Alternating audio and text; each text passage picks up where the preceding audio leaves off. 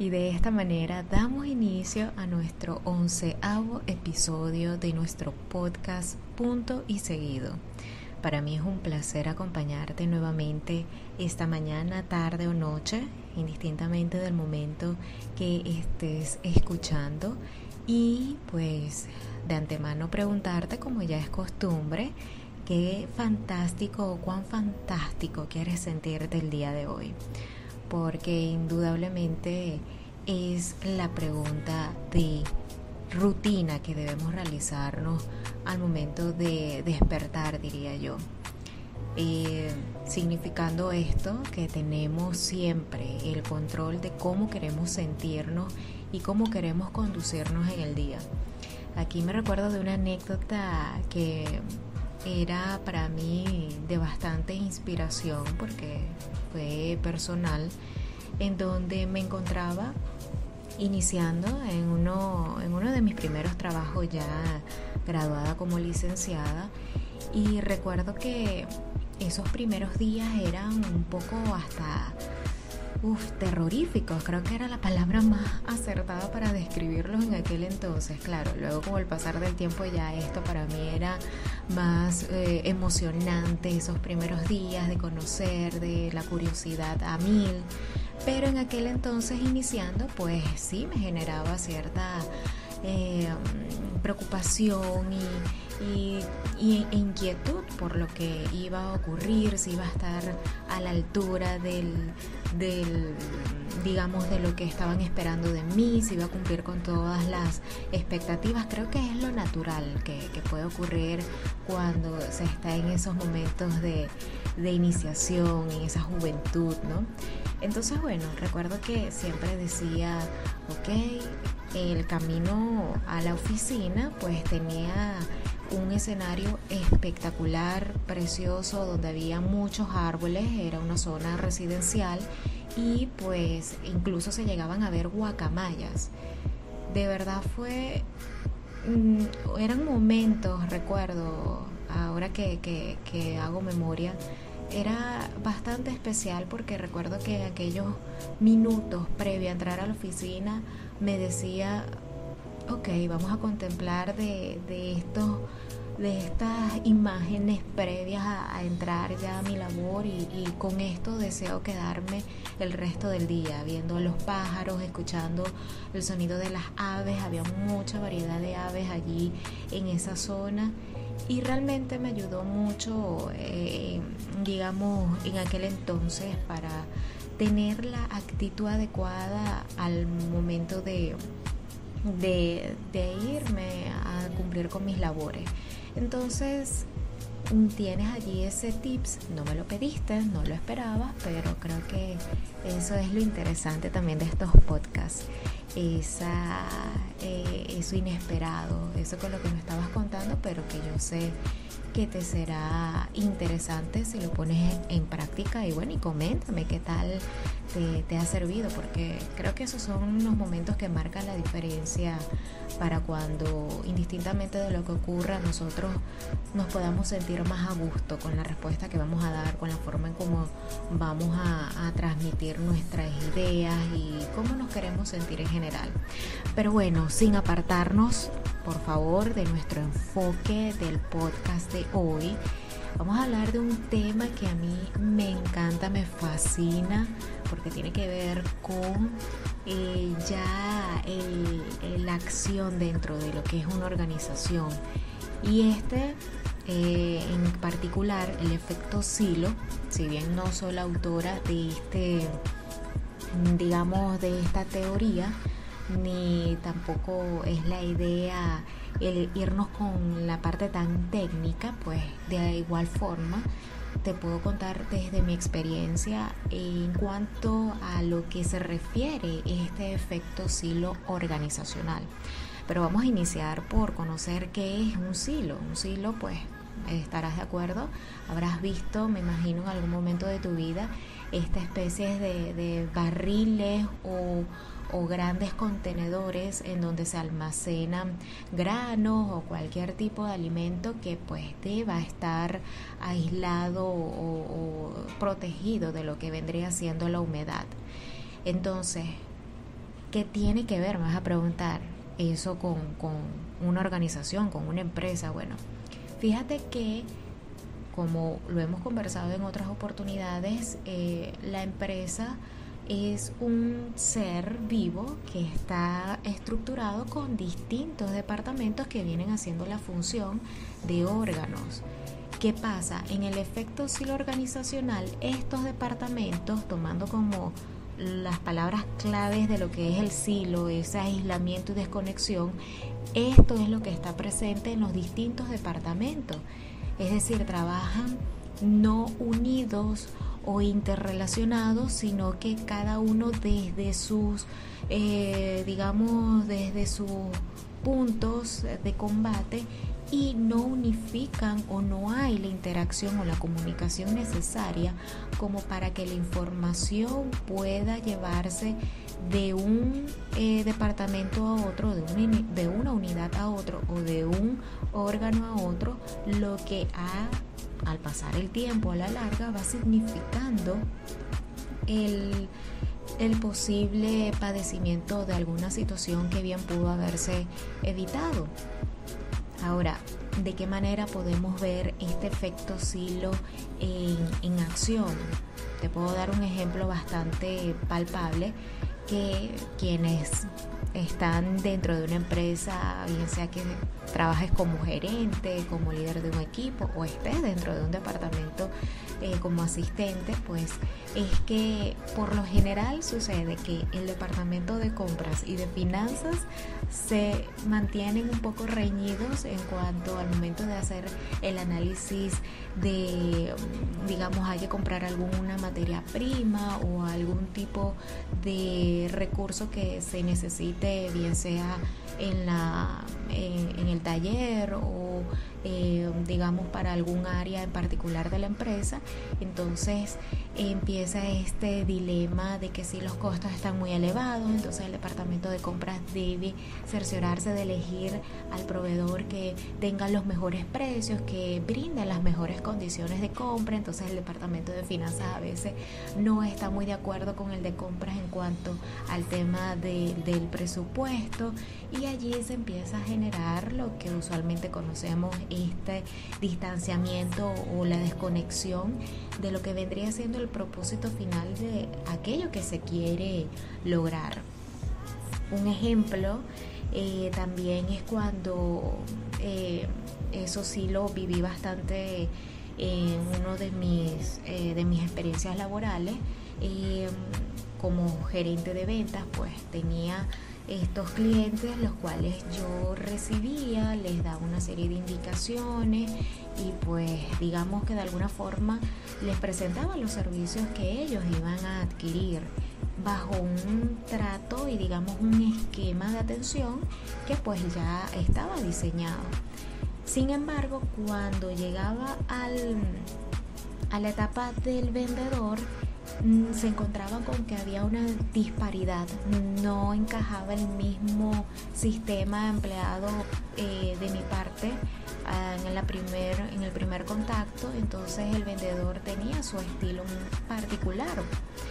Esto, bueno, si bien no podemos quitarle o digamos restringir a que cada persona tiene su estilo particular, su forma de comunicación que lo distingue, pues también debemos entender que al momento de pertenecer a un equipo, una organización, una empresa, pues debe haber ciertas no diría condiciones, pero sí prioridades o sí esquemas en los cuales debe enmarcarse el modelo de atención o las promesas que bien aquellos que trabajan también en el área de marketing conocerán las promesas al cliente de aquello que se le garantiza que va a ofrecérsele en el servicio o al producto que van a adquirir gracias a la atención que reciben. Entonces, ¿qué pasa? Me dirás, ok, Yana, sí, recuerdo que me pasó, sí, yo trabajo en el área de finanzas y eso es un conflicto todo el tiempo con el departamento de compras o sí, yo también de repente soy vendedora, soy asesora o asesor y no hay como que esa conexión con mi gerente de ventas, ¿cómo podemos hacer? Bueno, lo importante, diría que lo primordial, el primer paso, bien sea que trabajes como, digamos, en el área estratégica o en el área operativa, o bien seas directivo de la organización, o en su defecto estés por iniciar tu empresa, no importando el tamaño ni la dimensión ni la cantidad de personas que te colaboren para tu emprendimiento o negocio, es identificar el propósito de la empresa. ¿Cuál es la intención del negocio? ¿Qué es lo que busca la misión de tu empresa? Quizás no tengas la filosofía de gestión definida en toda su amplitud, pero sí debe estar identificada. Entonces, si quieres, pudieses incluso hacerte esta pregunta: ¿qué sería del mundo sin mi negocio? Esto pudiese ayudarte como que a visualizar de alguna manera más amplia lo que tú ofreces al mercado, lo que tú ofreces al cliente, que debería de ser el primer punto incluso antes de llevar a cabo tu negocio, hacerte este tipo de planteamientos y desarrollarlos y tenerlos siempre como ese manifiesto que no falta, que está presente en cada oficina, en cada área, bueno, digamos tu norma, tu regla. Entonces, sabiendo identificar o teniendo ya entendido cuál es el propósito de la empresa, que pues digamos que hoy en día está muy asociado con el tema de la marca, lo siguiente sería evaluar el proceso en cada área o departamento. Como te hacía referencia con el ejemplo de compras y de finanzas, o el de gerente con el vendedor, cómo es el proceso operativo de cada uno de ellos, cómo es digamos las responsabilidades o las tareas o la interacción en ese proceso que va desde el momento en que contacta el cliente, o desde el momento en que el cliente hace la petición de algún servicio o producto, hasta cómo va involucrada la información que cada área, digamos, genera en referencia de darle celeridad o darle o lo que vendría siendo también en el tema del marketing, el customer journey, ¿ok? Pero también no solo desde la perspectiva del cliente, sino también internamente. Aquí yo haría más hincapié en la parte interna, cómo la organización se desenvuelve, es decir, llega la requisición, quién la atiende, el asistente o el vendedor, luego a partir de allí el departamento de ventas, luego esa información a quién se le es transmitida, luego cómo hacen para dar el siguiente paso a ese requerimiento, a la facturación, la investigación de que está la disponibilidad del producto o de la persona que va a prestar el servicio, cómo se va a agendar la entrega, cuáles van a ser los métodos de pago y cómo toda esta información va, digamos, almacenándose y va compartiéndose con las distintas áreas que hacen posible que se lleve a cabo el servicio o la entrega del producto. Porque en la medida que también estén enmarcadas, que estén señaladas, que estén conocidas por cada uno de los involucrados, va a ser más sencillo en este análisis que se hace el poder digamos, saber y conocer si están aisladas y de qué forma pueden alinearse unas con otras, cada departamento, cada individuo que hace posible este objetivo, porque al final del día todos forman parte esencial del funcionamiento de la organización. Como habíamos dicho, todos estos órganos, como que habláramos de una persona, permiten que el individuo esté en un equilibrio emocional, de salud, mental. Entonces todas tienen algo que sumar al proceso, pero ¿de qué forma van a sumar? ¿En qué medida? ¿Cuándo va a iniciar su participación? ¿Cuándo culmina? ¿Ok? ¿En qué áreas es responsable? Entonces, lo están haciendo unificadamente bajo los mismos criterios, que ahí sería el tercer paso. ¿Cuáles son los valores o rasgos de la marca? Porque actualmente cuando hablamos de filosofía de gestión ya no lo vemos como algo, digamos, que meramente forma parte de los manuales organizacionales o digamos de esas normativas o políticas de la empresa. Ya lo vemos como algo que mutó a lo que vendría siendo parte de ese avatar que todos tenemos en esta economía digital o en este mundo digital. Cómo una persona a través de una pantalla puede sentir y percibir que está siendo atendida no por un robot, sino por una persona y por distintas personas que están digamos, diseñando la atención de forma personalizada y que se sienta que está siendo escuchado o escuchada y que se está atendiendo a lo que realmente necesita, pero que lo está haciendo conforme a lo que esta empresa o marca tiene como propósito. Pero entonces, ¿cuáles serían esos valores? ¿Cuáles serían esas características que lo diferencian? Si, por ejemplo, vamos a hablar de esos aspectos o de esas funciones, como quisieran llamarle, a este avatar digital que tenemos, vamos a verlo desde la perspectiva, por ejemplo, si fuese un carro de carrera. ¿Qué sería imprescindible para un carro de carrera, si estamos hablando de ello?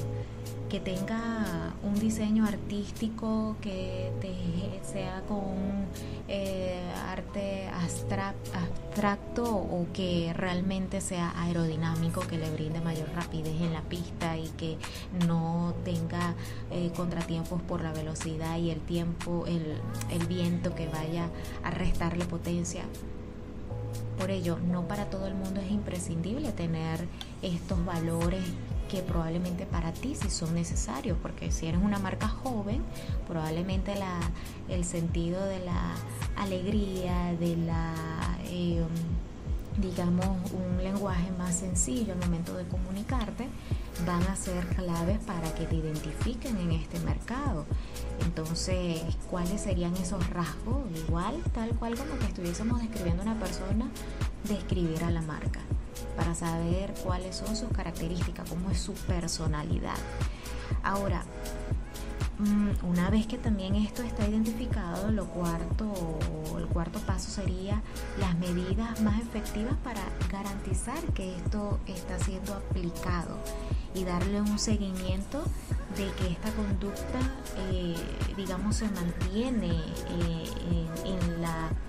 en ese proceso de atención al cliente, porque como hablábamos hace unos minutos del gerente de ventas y el vendedor, si el gerente de ventas tiene un esquema de atención pero el vendedor no lo mantiene, entonces ya estaríamos hablando de que está el efecto silo participando o mostrándose, porque están trabajando de manera aislada, hay una desconexión. Entonces allí puedes perder al cliente.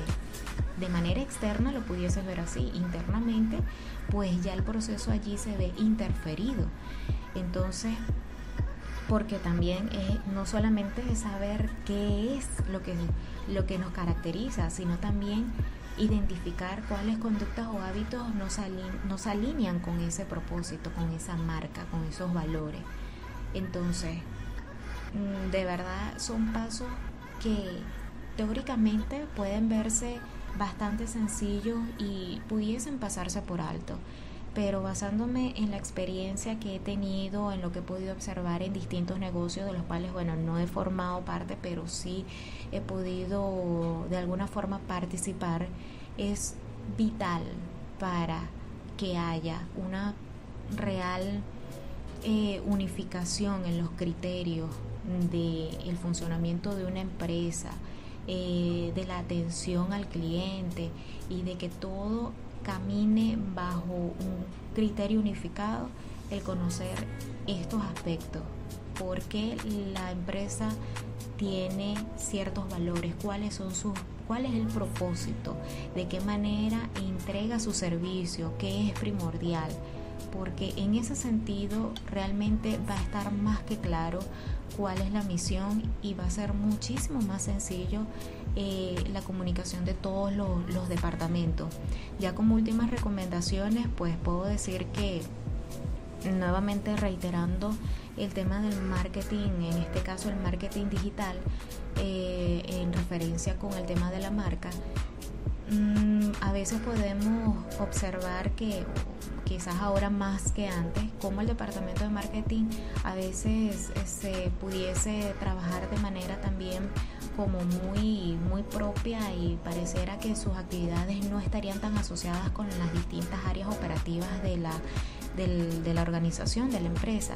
Y no hay nada más erróneo o errado que esto, porque es justamente lo que debe buscarse, esa homologación de los criterios del departamento de marketing digital con los distintos órganos o departamentos, porque de esa manera van a poder cada uno de ellos formar parte de la creación, es decir, de estos departamentos, de la creación y del mantenimiento y de la puesta en práctica de lo que se transmite al mercado, al cliente, incluso a la competencia. Entonces, digamos que es unificar las fuerzas para que todos estén como en el mismo carril, todos estén realmente trabajando de la mano y los esfuerzos tengan resultados que puedan ser mucho más, digamos, positivos o rendir muchos más frutos que simplemente cumplir con nuestras tareas y esperar a que acabe el día y pues así trabajar diariamente. Si bien los líderes tienen aquí una parte fundamental, porque son aquellos que deben de identificar cuándo esto no está ocurriendo y en qué áreas no están ocurriendo y de qué manera abordarla. Entonces hay que tener bastante flexibilidad en la forma de estructurar el sistema organizacional y recordar que esto no distingue entre el tamaño o digamos la antigüedad de la empresa. Esto, si bien estás iniciando o ya tienes cierta cantidad de años en el mercado o eres una empresa que apenas tiene menos de 10 personas en su equipo, es primordial que todos manejen esta información y que la conozcan, que esté digerida y que sea de adoptarla cada una de las personas. Entonces, de igual manera, como siempre te he comentado, te puedes informar mucho más. Esto es para brindarte otra perspectiva, otro ángulo, basándome en la experiencia que he adquirido, y que lo importante es de que conozcas que esto puede ocurrir en los negocios, es común, y la manera en cómo pudieses abordarlo. De igual forma, tú pudieses tener ideas mucho más ingeniosas. Está todo servido para ello, así que lo importante es recordar que eres tú quien decides dónde poner el punto y final. Así que te espero en un próximo encuentro.